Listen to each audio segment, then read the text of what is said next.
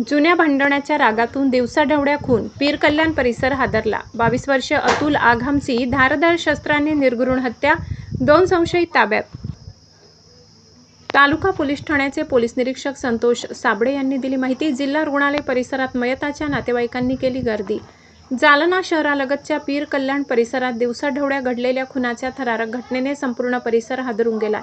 अतुल शिमोन आघाम या 22 वर्षीय तरुणाची धारदार शस्त्राने सपासप वार करून निर्घृण हत्या करण्यात आली। या घटनेनंतर परिसरात भीती आणि तणावाचे वातावरण निर्माण झाले। जुन्या वादातून किंवा किरकोळ कारणावरून हा हल्ला झाल्याची प्राथमिक माहिती समोर येत आहे। पीर कल्याण परिसरात दुपारी 4 ते 5 वाजेच्या सुमारास अतुल आघाम याच्यावर काही अज्ञात इसमांनी अचानक हल्ला चढवला। हल्लेखोरांनी धारदार चाकूने अतुलवर वार केल्याने तो गंभीर जखमी झाला आणि त्याला घटनास्थळीच मृत्यू झाला। घटनेची माहिती मिळताच तालुका पोलिसांनी तातडीने घटनास्थळी धाव घेतली।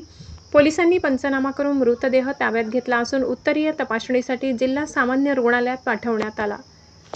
त्या ठिकाणी उपस्थित असलेले डॉक्टर राऊत यांनी तपासून सदर तरुणाला मृत घोषित केले।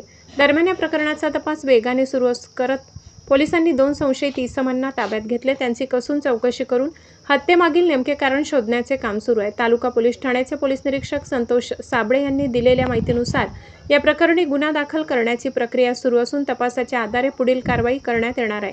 तर संशयित 2 आरोपींना ताब्यात घेण्यात आले अशी माहिती पोलिसांनी दिली।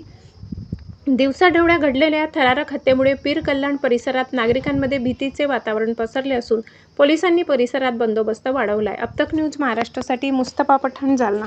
मर्डर झालाय, काय प्रकरण आहे? पीर कल्याण गावामध्ये अतुल आघाम याचा मर्डर झालेला आहे। तर याच्यामध्ये जे आहे स्टॅबिंग झालेलं आहे त्याच्यामध्ये, आणि अतिरक्तस्रावामुळे कदाचित त्याचा मृत्यू झालेला असावा। ते पीएम मध्ये आपल्याला लक्षात येईल। ते जी बॉडी आहे ती आपण सरकारी दवाखान्यामध्ये आणलेली आहे। गुन्हा दाखल करण्याची प्रोसिजर चालू आहे। याच्यामध्ये जे 2 संशयित इसम आहेत त्यांना आपण ताब्यात घेतलेलं आहे। सर, काय कारण?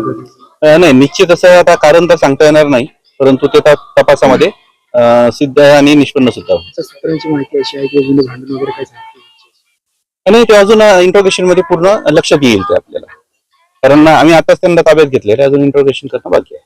कशाने हत्या करण्यात आली? चाकूने मारलेलं आहे।